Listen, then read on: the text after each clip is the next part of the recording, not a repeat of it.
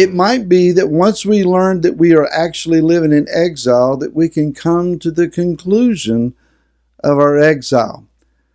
Hi, this is Barry Phillips with 10-Minute Torah, day number 1 of Tavo. We began today in Devarim, or Deuteronomy, chapter 26.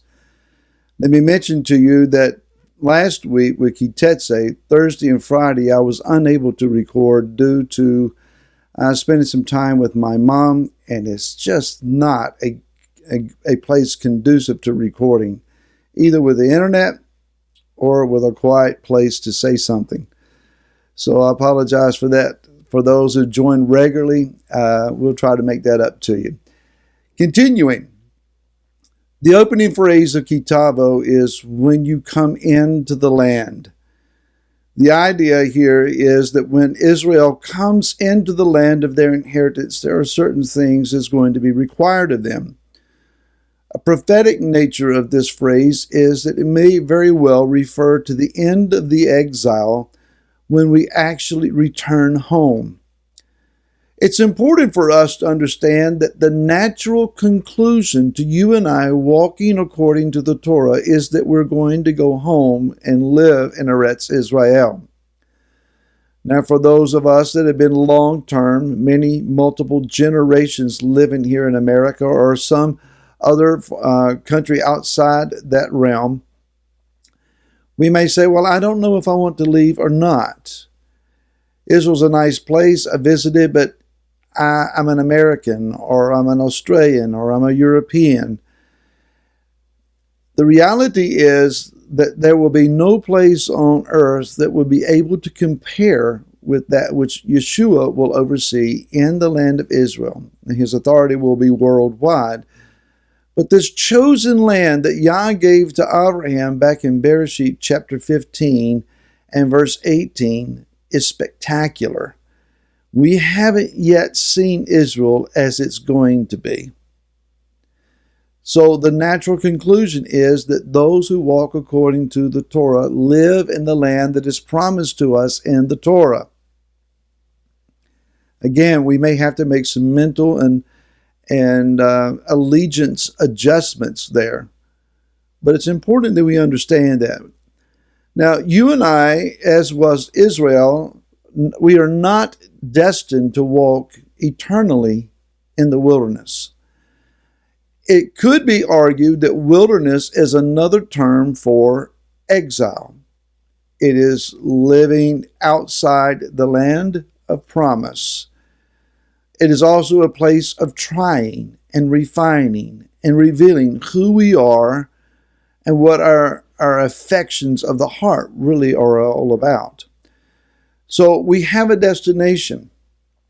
Yah does not intend to leave us in exile forever. He does not intend to leave us in the wilderness forever. But once we understand our destination, we then know how to point our lives and what direction to be walking in. Without knowing the destination, we are committed then to just wandering around to see what happens next. Currently here in America, many people are perplexed, overwhelmed, frustrated, dealing with a host of negative emotions, wondering when is the next shoe going to drop? What is the next bad news that's going to hit the front page? If that's all that we have hope for, Rav Shul says, if in this life only we have hope, we're of all men most miserable. I don't want to be miserable. I want a destination, and I believe you do as well. Now, there have been many in the area of ministries, written books, having produced videos and CDs and other media that have come up with a timeline. Let me just mention this to you. Anytime that you see a timeline that starts at point A and goes to point B, and it's a straight line with a chronological listing of events, realize that that is a Greek understanding of time. It's linear. That is that once you come to a certain point, you can never go back. If you look at Scripture, time is cyclical. It moves in seasons. We count years, and then we repeat the cycles over and over again. Every week we repeat the 6 days of work, 1 day of rest cycle, and it's layered one upon the other, upon the other, and upon the other, like a coiled spring going upwards. One generation finds failure and rebellion. That rebellion repeats itself in the next generation, going on the second tier. The third round or trip around the mountain is another generation. That is, that sins repeat themselves to the third and fourth generations.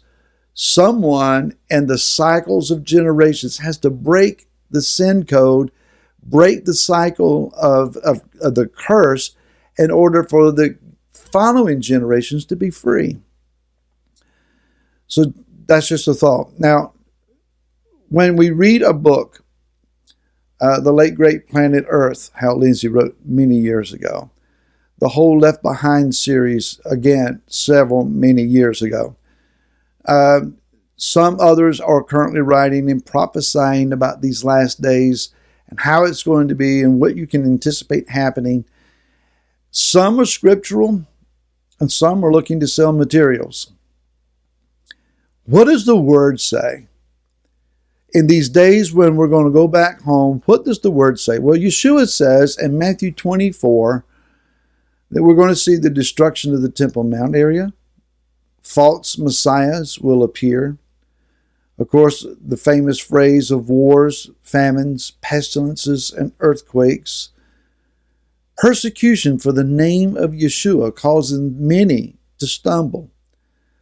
We'll see the abomination of desolation. And when you see that, he says to flee Yehuda, flee from that area. In Matthew 25, Yeshua prophesies that he will come with his set-apart messengers, that he will sit on his throne, that the nations, that is the Goyim, will be gathered to stand before him, and he will separate the sheep nations from the goat nations. The sheep will inherit the land, while the goats will be left outside. The Apostle Paul, Rav Shaul, in 1 Corinthians 15, he says that the natural will give way and will be transformed into the spiritual by the event of the resurrection. He says that we're going to hear a trumpet sound, the voice of an archangel. We're going to hear a shout, and it's going to transform instantly our likeness. We're going to be instantaneously changed from that which is mortal to become immortality, that which is corrupt to become incorrupt. And 1 Thessalonians chapter number 4, those who have died believing in Messiah Yeshua will be resurrected. They will go first.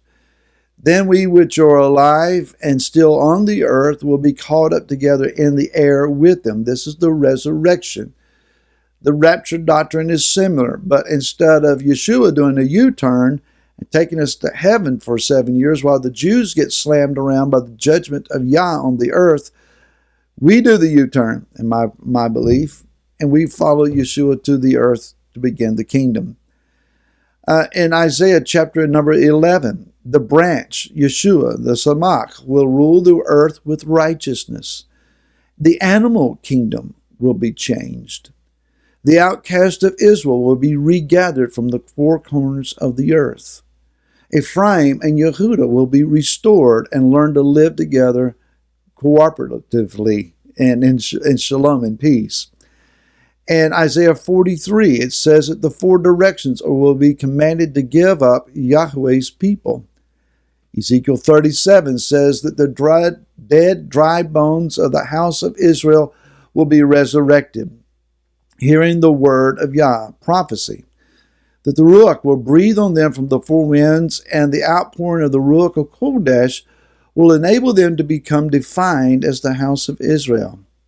In Ezekiel chapter 20, during a time of Yah's wrath, we will be regathered from all the nations.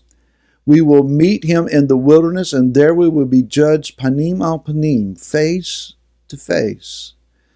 And there he says, I will cause you to pass under the rod. I will count you, I will measure you, and I will purge from you the rebels, the goats, from among these people. There's a lot to happen. A lot's going to happen.